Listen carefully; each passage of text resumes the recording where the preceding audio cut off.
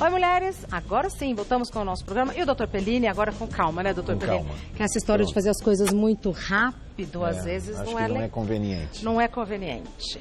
Então, o senhor estava explicando a diferença entre libido e desejo. Na verdade, muitas clientes, muitas senhoras, mulheres, dizem falta de libido quando nos procuram com queixas sexuais. Libido é uma coisa mais ampla, então eu sempre pergunto, a senhora tem vontade de viajar? Tem vontade de jantar fora? Tem vontade de ver o aniversário dos seus netos, dos seus filhos? Sim, é sinal que tem libido. Agora, o desejo, o interesse sexual é um processo diferente. Tá. E muitas dessas mulheres que falam falta de libido têm simplesmente, ou complicadamente, falta de desejo sexual. Tá, entendi a diferença. Nós temos umas imagens para ajudar na nossa conversa, então vamos ver. Então, a disfunção sexual feminina, ela tem vários componentes. A maioria das mulheres pensa que é um fenômeno puramente ou local ou hormonal. Mas, infelizmente, são vários componentes que andam juntos. Por exemplo, componentes orgânicos.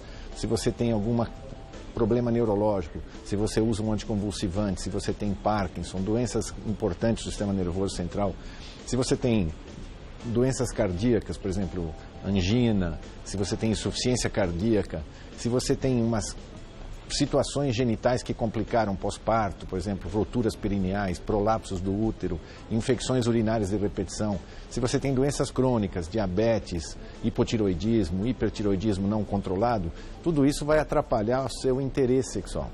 E principalmente hoje o que a gente vê muito são as clientes que usam medicamentos, principalmente antidepressivos, medicamentos para estômago. Qualquer medicamento usado por uma mulher de forma inadequada pode interferir no desejo sexual. Tá. E principalmente as senhoras que entram em menopausa. Aí há uma queixa muito clara. Eu tinha interesse sexual até entrar em menopausa e agora, devido à secura vaginal, eu tenho dor. Nós falamos secura vaginal semana passada. E eu não quero mais ter relações porque tenho dor. Tá. Existem outros componentes, pode acionar talvez mais um slide, Vamos lá. que são muito difíceis de entender e a maioria dos médicos tem dificuldade para compreender e informar suas clientes, que são fenômenos psicossomáticos. A ansiedade hoje é extremamente agressiva. Hoje, por exemplo, se você olhar o WhatsApp, que é o nosso veículo de comunicação, aqueles 2 pontinhos azuis que aparecem se você foi lido ou se você respondeu, aquilo causa uma ansiedade agressiva. Se você não tiver likes, por exemplo, numa foto que você lançou no Instagram, você deprime. E muitas mulheres têm depressão latente, não foi diagnosticada, isso prejudica muito a vida sexual. E o que é pior, o produto que é usado para depressão entra no grupo de medicamentos que também interferem com a vida sexual. Então tem que ser um produto muito bem dirigido, muito bem orientado, porque tem que ser um produto que cure a depressão por longo tempo, mas não interfira na vida sexual. Estresse é muito importante, hoje as mulheres vivem numa busca importante da autoestética, da marcação física. Isso gera estresse quando você não está no peso ideal. E o estresse profissional, trabalho, filhos. E, infelizmente, mulheres que sofreram abuso sexual ou violência familiar podem ter uma memória, uma cicatriz de pânico e isso levar à depressão. Agora, não é comum esse fenômeno ser direto. Então, por exemplo, não quer dizer porque eu tive um abuso sexual que eu faça uma disfunção sexual. Se você encontrar um parceiro afetivo, divertido, sexualmente intenso, ele corrige, às vezes, essa situação que você foi submetida. Agora, por outro lado, violência doméstica, muitas clientes negam, não nos informam, mas, infelizmente, é um grande promotor de disfunção sexual. Antes de ver ali o terceiro quadradinho, eu ia perguntar, mas a gente já vai entrar. Além dos componentes psicológicos, nós estamos descrevendo agora componentes do relacionamento. Veja que mulheres não fazem sexo. Mulheres fazem relação sexual. Elas necessitam de uma série de componentes onde, por exemplo, se o parceiro traiu, se houve um complicador familiar, principalmente dos filhos, droga na família, falência, sofrimento econômico e principalmente se o parceiro se tornou disfuncional. Às vezes o parceiro não procura ajuda, mas ele tem uma disfunção erétil, ele tem uma ejaculação precoce e muitas mulheres pegam essa culpa para si como se fosse culpa delas essa disfunção. Tá. E por último, as funções que a gente percebe são as socioculturais, que hoje são muito importantes. A religião ainda é o principal fato de bloqueio sexual. Há religiões, por exemplo, que não permitem sexo, no caso virtual, sexo, por exemplo, casual, você tem que estar casado e o sexo no casamento, ele sofre uma pressão importante da sociedade por causa dos valores de família, Santíssima Trindade, pai, mãe, filho. Isso. Às vezes você tem situações familiares em que você não tem espaço. Essa mulher, por exemplo, vive num ambiente com o marido e o filho no mesmo quarto. Não tem privacidade. Não tem privacidade, não pode se expor. Então veja que o processo é muito complexo, não é falta de desejo apenas, é uma revisão de toda a história familiar e sexual que essa mulher teve. É muito bom a gente ter esse panorama, né? Porque a gente começa... Infelizmente, veja que os médicos agem muito nesse componente, Exato. Mas nos outros eles têm dificuldade porque nossa formação, além de não ter sexualidade humana na faculdade, a gente não tem psicologia. E o médico deveria ser um bom psicólogo. Com experiência, com a idade, a gente acaba adquirindo esse trato de atender não só a parte genital, mas o todo, inclusive a parte alma que vive nessa mulher. Né? Sem dúvida. Muito lindo isso que você falou. Eu trouxe algumas imagens. Vamos ver. Essa é uma imagem extremamente complexa, porque até 20, 30 anos atrás não se tinha uma ideia clara do que era um clitóris. A gente via apenas essa região central com o capuz, que sempre se sugeriu que era um pequeno pênis e as mulheres teriam esse pênis castrado pela natureza. Na verdade, hoje a gente sabe que o clitóris ele tem 2 ramos laterais à entrada da vagina, ele tem mais ou menos 15 centímetros de comprimento. Então não é um pênis falso, é sim uma verdadeira estrutura que engurgita, enche de sangue, comprime a entrada da vagina para que absorva a presença do pênis. E todas essas ramificações têm mais ou menos 1000 terminações nervosas. E é o único órgão presente na natureza exclusivamente para prazer. Porque no homem... Como é que é?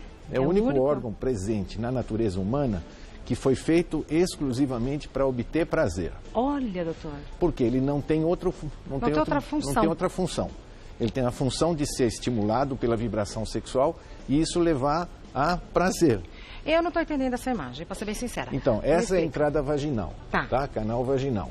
Aí você tem... Essa imagem mais escurinha. A entrada da vagina nós vamos ver em seguida. Aqui você tem a estrutura do que no passado seria a membrana himenal, a membrana virginal, já rompida aqui numa mulher que tem vida sexual. Então essa é a entrada da vagina, essa é a região que a gente chama de vulva. 2 dedos acima da entrada da vagina você tem esse capuz, facílimo de tocar, porque é uma parte nervosa, uma parte sensível, mais endurecida, como se fosse um fio, como se fosse um pequeno lápis. Essas 2 ramificações, elas não são visíveis. Elas estão dentro da parede vaginal. Isso... E o que tem 15 centímetros? Esse comprimento daqui para lá tem 7, daqui para cá tem 7. Isso significa que é como se fosse um abraço à estrutura do pênis, de forma que a vagina contraindo estimula essa região. É lógico que esse ponto chamado capuz, ele é o mais importante para o estímulo sexual. E, infelizmente, a maioria das mulheres não viu, nunca viu, não conhece e não se estimula. A religião, por exemplo, de várias sociedades impede a masturbação feminina. E uma mulher que adquiriu o conhecimento dessa região, se ela conseguir se masturbar, ela vai ensinar os parceiros como é que tem que ser feito. Olha, não é assim não, viu, rapaz? Tem que ser assim. E essa região que tem 1000...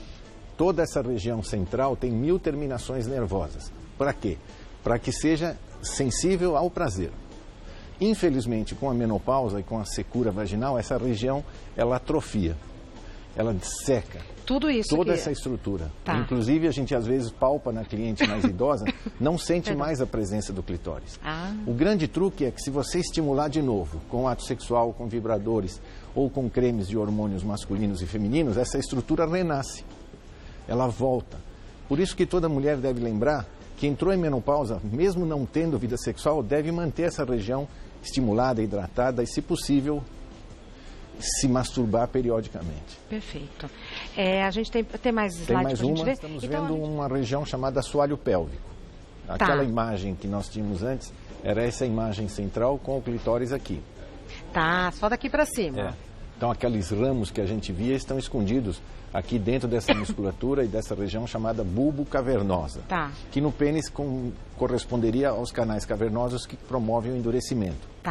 Agora, o objetivo é você perceber que vagina e ânus estão muito próximos e controlados por uma série de músculos muito poderosos, como o elevador do ânus, o pubo retal. Esses músculos fazem todo o assoalho da nossa bacia. A bacia óssea, que tem o osso púbico aqui e o cóccix lá atrás. Essa estrutura tem que ser mantida treinada. Infelizmente, a menopausa e outras doenças, principalmente neurológicas, podem fazer essa musculatura enfraquecer e esses órgãos internos, útero e ovários, descerem. Literalmente. E, principalmente, a mulher que sabe controlar esses músculos pode coordenar a função sexual. Perfeito. Tanto que é muito discutido em filmes, em visões eróticas, o pompoarismo, que significa treinar essa musculatura para segurar objetos, para expulsar objetos, ou para permitir ao parceiro uma compreensão, uma pressão maior sobre o pênis. Tá. E temos uma outra imagem, que é a visão sagital. Então nós estamos vendo a entrada vaginal aqui, com o clitóris aqui, a bexiga, o canal vaginal, o útero e o intestino. Perfeito. Então, na Universidade Global, muitas mulheres não conhecem esse equipamento. Há mulheres que não sabem que o canal urinário está separado da vagina e está separado do canal intestinal. Essas distâncias são importantes porque infecções intestinais podem contaminar a vagina e contaminar a uretra. Daí, mulheres terem muito mais risco de infecções urinárias. A uretra feminina mede 5 centímetros e a uretra masculina mede 20. É muito mais raro os homens terem infecção urinária. Essa visão é importante porque os órgãos internos se movimentam durante o ato sexual. E há mulheres que têm o útero virado para trás, chamado retrovertido. Isso faz a vagina ficar mais curta, o que torna o ato sexual mais sensível, mais doloroso. Perfeito. Deu para ter uma bela noção. Quer dizer, passamos rapidamente pela visão ginecológica, é o corpo humano feminino. Só que é uma visão anatômica. Exato. Esse equipamento tem que se transformar num equipamento sexual. Ele é equipamento reprodutivo, lógico. Mas, infelizmente ou felizmente, a espécie humana usa esse equipamento para obter satisfação e prazer. É isso que a mulher e o homem têm que aprender. Vamos às perguntas enviadas pelo pessoal de casa. A primeira quem manda é a Luana.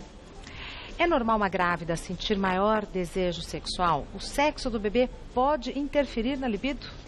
Bom, Luana, é muito comum os dois extremos. Há mulheres que iniciam a gravidez e se sentem repulsa a sexo porque acham que pode prejudicar o bebê, e muitas afastam o parceiro definitivamente até no pós-parto. E há mulheres que o contrário, pelo grande volume de sangue que vai para essa região, a vagina mais inchada, a grande quantidade de líquido e lubrificação, pode fazer com que ela tenha mais desejo. Então, tanto faz. Quem tem uma vida sexual saudável, vai ter vida sexual saudável durante a gravidez. Quem já tinha uma vida sexual muito complicada, durante a gravidez complica mais. O importante é que não há interferência da relação ao sexo do bebê. A gente acredita que possa haver no menino uma produção de testosterona um pouco maior que estimule, por exemplo, a formação de acne, espinhas na mãe, mas não a ponto de interferir na libido do casal. Ótimo. Mais uma pergunta e foi enviada pela Silmara. Tenho diabetes e sinto que meu desejo sexual diminuiu bastante.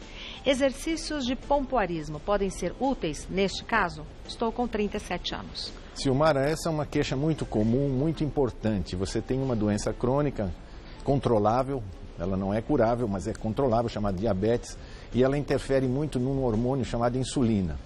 Isso favorece ganho de peso, favorece também grandes desconfortos musculares e pode favorecer disfunção sexual. Principalmente porque as diabéticas, por terem mais açúcar no sangue, têm mais chance de infecções urinárias, mais chance de cistites e se afastam do sexo porque sempre tem mais corrimentos também por cândida. Agora, controlando o diabetes, mantendo a taxa de insulina e açúcar normal, esse fenômeno desaparece. Agora, por outro lado, pode ser que tenha outra queixa por trás. Não seja só diabetes. O diabetes seja uma resposta de uma já disfunção sexual. O diabetes piora, mas ele não é o responsável. Agora, exercícios de pompoarismo são muito complexos, porque muitas mulheres acham que pompoarismo tem objetivos puramente de exercícios sexuais e fogem dessa palavra. A gente prefere fisioterapia de assoalho pélvico. Eu prefiro um aconselhamento para uma fisioterapeuta que conhece esses músculos, vai fazer exercício de feedback, de ajuste, do que exercícios de pompoarismo que, infelizmente, poucas mulheres gostariam de fazer e as torna culposas se fizerem. Perfeito. Mais uma pergunta, Adriana. O que fazer para recuperar o desejo quando a mulher passou por dores na relação sexual que traumatizaram de tal forma que ela não tem mais vontade de sexo? Então, esse fenômeno hoje nós chamamos de desejo sexual hipoativo. Quer dizer, uma mulher que tinha interesse sexual, tinha vida sexual saudável, mas por algum motivo, alguma situação, entrou no grupo que não tem mais vontade de fazer sexo. Desejo sexual hipoativo. Ela vivenciou uma outra experiência, que é uma segunda disfunção sexual, que é dor no ato sexual. Chama-se dispareunia. Provavelmente aconteceu alguma coisa. Ou ela teve alguma infecção, ou ela teve uma endometriose, ou pode ter tido uma colocação dos seus órgãos pélvicos mais baixos. Então, a queixa de dor é que tem que ser investigada. Essa dor é só com esse parceiro? Ela já existia com outro parceiro? Muito provavelmente, se essa dor for eliminada, ginecologicamente falando ou psicologicamente falando, com a ajuda multidisciplinar, e um parceiro motivante que ela admira, que ela deseja, pode ser que a vontade sexual volte. Olha. Isso é muito comum. Mulheres que têm disfunções sexuais em casamentos usuais, de longo tempo, elas entram nesse fenômeno chamado neutro. A maioria não pensa em sexo, não tem interesse em sexo naquele parceiro, naquele momento, a não ser que ele faça alguma coisa produtiva, interessante, estimulante. Por outro lado, se mudar o parceiro, a vida sexual reorganiza nessas senhoras.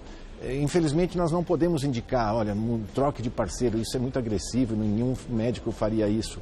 Mas é importante rever se aquele casamento não já está destruído. Eu pergunto claramente, a senhora admira o seu parceiro? Se ela disser não, não há mais solução, nem terapia de casal, nem reorganização sexual. A paciente responde não? Muito frequente. Muitas senhoras são muito claras. Elas dizem, eu não sei como consegui fazer 3 filhos com esse senhor. Eu estava apaixonada, mas a vida sexual sempre foi medíocre e agora não quero mais saber de sexo nem dele. Mas eu sou obrigada a viver com ele porque estou casada, dependo dele, não trabalho.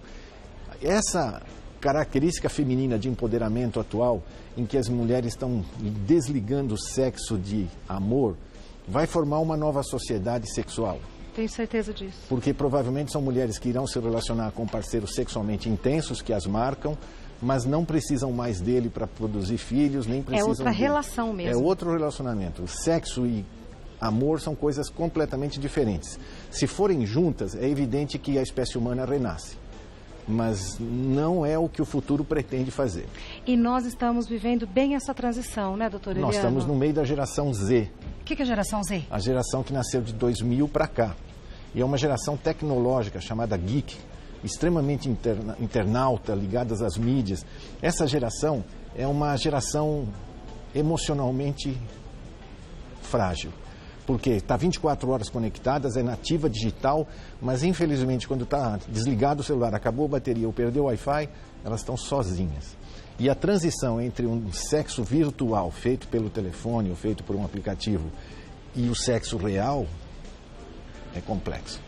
Estamos bem nesse... Eu tenho também essa sensação que a gente está nessa Estamos na virada, só na que virada. Vamos voltar. Eu acho que romance, aproximação sexual, tato, toque, prazer, vai voltar, seguramente. Esse caminho muito tecnológico que nós estamos fazendo está nos complicando. Nós estamos muito ansiosos, muito tensos, sem paciência. É tudo para ontem. E precisa desse tempo, né? E sexo não é para ontem. Sexo é para agora. Para agora. Sexo agora, já nesse minuto, né, doutor Eliano? Doutor Eliano Pellini é ginecologista e chefe do setor de saúde e medicina sexual da Faculdade de Medicina do ABC. O telefone do Dr. Pellini é 11 50 52 1409 e tem um e-mail também, que é secretaria@consultorio.com.br. Secretária, só que não tem o acento. secretaria@consultorio.com.br. Cuide da sua gripe, hein? Muito obrigada. Não, do seu resfriado. É só uma garganta. Você usa bastante, mas rapidamente vai estar melhor. Muito obrigada. É Prazer em vê-lo sempre, viu?